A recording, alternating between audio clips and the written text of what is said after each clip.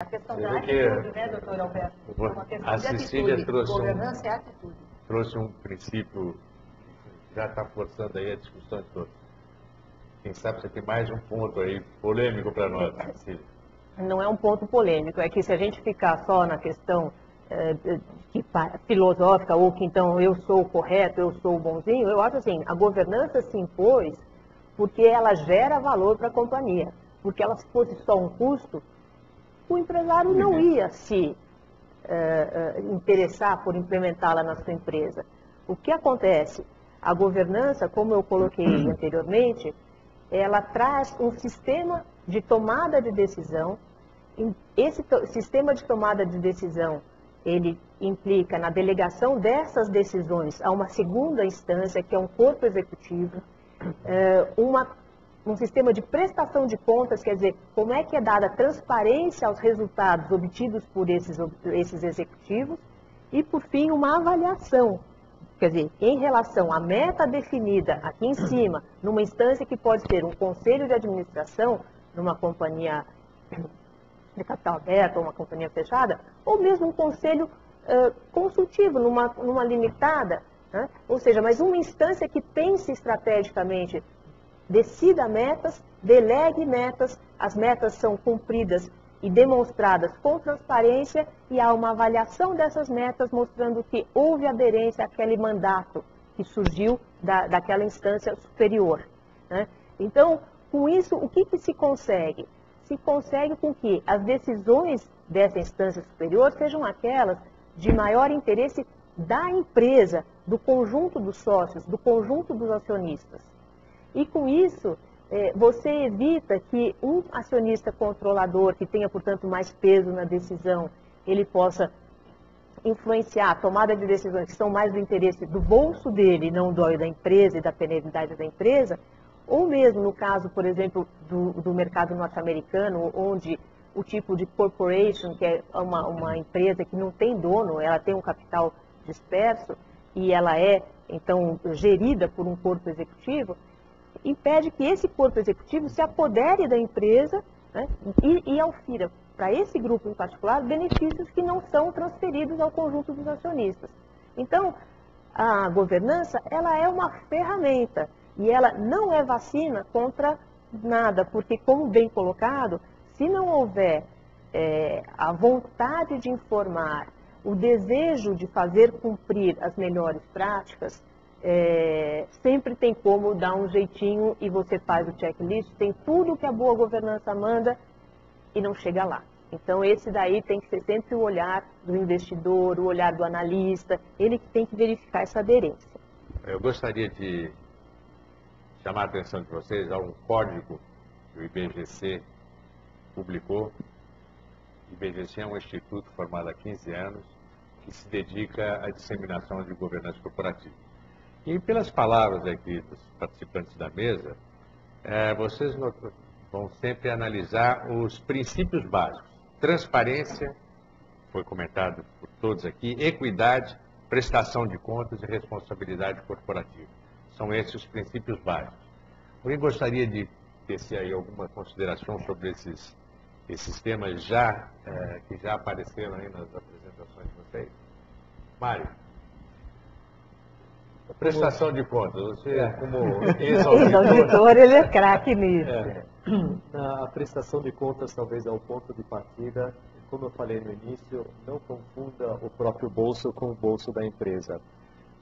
E na medida em que eu tenho interesse em ter novos sócios ou de alguma forma que alguém confie no meu negócio e me empreste recursos para que eu possa alavancar as minhas atividades, essa prestação de contas pode ser desde uma contabilidade muito simples até um conjunto de demonstrações financeiras, é fundamental. E na medida em que essa prestação de contas é certificada por um terceiro independente, aumenta ainda mais a credibilidade dessa prestação de contas. Professor, que tal falarmos sobre equidade? Equidade. A Cecília já abordou esse ponto, mas... Quando nós colocamos a palavra equidade, ela denota, de uma certa forma, uma simplicidade e que esse é o grande perigo, né? Quando a gente, quando vamos diretamente ao significado da palavra e não enxergamos o que está por trás dessa palavra, no contexto. Então, puxando um pouquinho o que a Cecília colocou, né, sobre justamente a tomada de decisão, sistema de tomada de decisão, um sistema que seja um sistema inteligente, né, posso dizer assim, né, Cecília? Um sistema inteligente de tomada de decisão, você leva em consideração não só os interesses da corporação, da empresa, você leva também em consideração os interesses da sociedade onde a empresa está inserida. Então, equidade, né, levando nessa linha de raciocínio, no meu ponto de vista, significa levar em consideração os interesses de todos que participam, de alguma forma, nesse sistema maior que é empresa, sociedade. Então, não só os direitos de acionistas, sejam eles minoritários, né, ou majoritários, mas a sociedade tem um grande interesse em cima dessas decisões, dessas tomadas de decisões inteligentes. Então, Eli, e você poderia falar alguma coisa para nós sobre transparência? Você já comentou na sua locução? Transparência é um caso grave hoje, né? Em todos os locais, todo mundo diz que fala a verdade e a gente finge que acredita, né? Então, eu acho que transparência é uma coisa que nós temos que pegar mais firme, ser mais correto. E aí passa por aquilo que eu digo, de a gente educar o jovem a ser sincero, para você implantar uma governança. Porque se ele quiser implantar uma governança, e ele tiver conhecimento de boa governança, ele naturalmente ele vai ser transparente nos seus atos. Ele vai ser ético, vai respeitar o próximo, vai ter a parte da equidade. E ele vai respeitar os 4 pilares tão naturalmente que o próprio empresário como acionista, que é ele que decide quem vai implantar a governança ou não, ele não vai lá no meio do dia, pega o dinheiro do caixa e vai embora, e depois quer que bate no final do dia. Então isso já é um exemplo de transparência que eu vivenciei num conselho em que nós estávamos vendo onde estava o problema estava no fluxo de caixa, e descobrimos que o sócio passava lá e tirava o dinheiro para o seu dia a dia. Então, isso daí é falta de transparência. E também temos que tomar cuidado, porque os números, o papel aceita qualquer coisa. Então, os números, a credibilidade dos números num sistema de gestão, que é a governança corporativa, ele é primordial para o conselho. Porque quando os números chegam no conselho de administração ou num conselho fiscal, nós temos que acreditar que aqueles números são verdadeiros, são transparentes.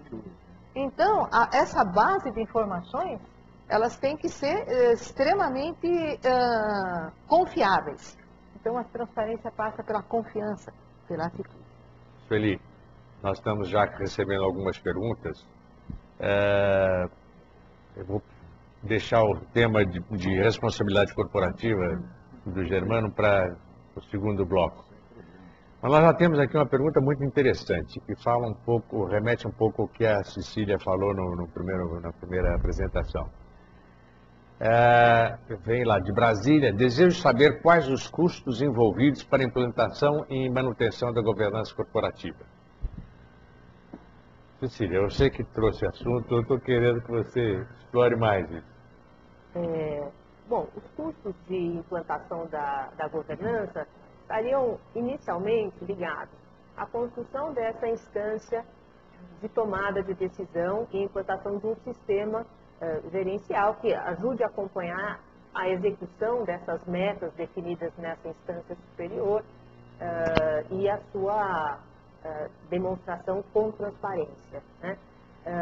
Também faria parte disso você ter as demonstrações financeiras auditadas e já em padrão internacional de preferência, que agora passa a ser o padrão das empresas brasileiras. Essa instância consultiva ou deliberativa, na verdade, ela não precisa ser de cara um conselho de administração, ela pode ser um grupo formado por membros da empresa e membros de fora da empresa, de preferência, porque traz sempre uma visão fora da caixa, né? E o ideal é que não seja um amigo do dono, quer dizer, que seja alguém profissional, que seja remunerado por essa participação, né? E que efetivamente se empenhe por trazer uma luz àquele processo de tomada de decisão da companhia. Todo esse instrumental de controles internos, que vai ser então preciso mapear processos da companhia, perceber quais são os pontos em que deve ser colocado algum tipo de controle e de medição para você perceber se aquela meta definida está escapando do trilho ou não. Isso tem um certo custo, mas é uma coisa que se incorpora à empresa como se fosse até um maquinário novo, ou seja, com o tempo aquilo se torna tão natural e se paga. Eu acho que o grande feito, e isso tem estudos internacionais que demonstram, é que a governança, ela efetivamente, ela diminui o custo de capital da empresa, seja no empréstimo bancário, seja na possibilidade de trazer sócios para o seu negócio através de uma abertura de capital ou da recepção de um sócio estratégico, como um private equity, uma coisa dessa natureza. Eu não consigo quantificar exatamente, porque isso vai depender de empresa para empresa. Mas, enfim, são os processos ligados à tomada de decisão mais qualificada, sua separação da gestão, os instrumentos de controle e os instrumentos de transparência. Nós temos uma outra pergunta aqui muito interessante. Como reduzir ou eliminar os conflitos de interesse e as quebras do dever fiduciário? Vou me remeter aqui ao professor aí, que deve ter perguntas semelhantes dos alunos. Surgem realmente, né? Dirimir, palavra difícil. Professor fogo, né? Sempre inventa uma palavra difícil. Mas dirimir conflitos, né? Porque extingui-los não é possível. Mas é exatamente isso ali. É preciso que haja conflitos. Através dos conflitos é que podemos achar e buscar uma verdade mais próxima da sua realidade. Naquele momento específico em que a empresa está vivenciando o seu grau de maturidade corporativa. Acho que a Cecília até fazendo uma colocação, os custos envolvidos, né? Acho que está muito ligado. É isso mesmo, né? Depende muito da maturidade em que a empresa se encontra no atual estágio de desenvolvimento corporativo. Então, essa questão dos conflitos, não se busca extingui-los. Né? Eu iria por essa linha. O IBGC, ele tem uma colocação muito interessante a esse respeito, que ele diz o seguinte: é impossível você evitar o conflito, ele existe, porque existem interesses no bojo daqueles que tomam a decisão pela empresa, que podem não, exatamente, conflitos de agência, conflitos de interesse. E o que então ele propõe como uma prática? Que se lance luz sobre isso. Você não pode jogar isso por baixo do tapete.